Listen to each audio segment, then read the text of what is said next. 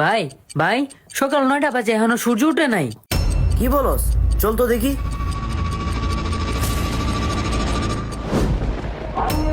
রাব্বি, আমি তো তওবা করতে পারি নাই।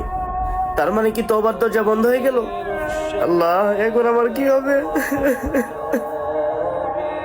রাব্বি, তার মানে কি কোরআন শরীফের লেখা মুছে গেছে? চলে এখনই গিয়ে দেখি।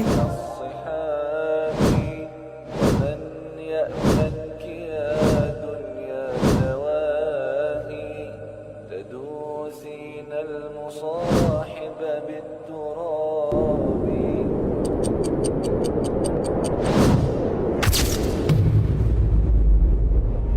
কিরে রাব্বি, কোরআন শরীফের লেখা তো ঠিকই আছে।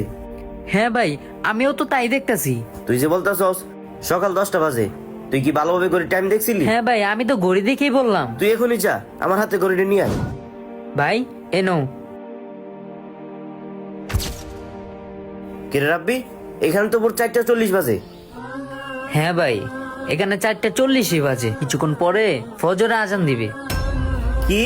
তার মানে আমি যখন ফজরে আজানের সময় প্রতিদিন তোমার ডাক দিতাম, তুমি বাহানা দেখাইতা, বলতা আজকে না কালকে পড়বো। আর যখন ডেকে বললাম যে সময় ফুরিয়ে গেছে, তখন তুমি হায়দাস করতেছো। ভাই, ঠিক এমন ভাবে একদিন তওবার দরজা বন্ধ হয়ে যাবে, তখন আর হাজার আফসোস করেও লাভ হবে না। তাই ভাই, সময় থাকতে আল্লাহর কাছে তওবা করে আল্লাহর পথে ফিরে আসো।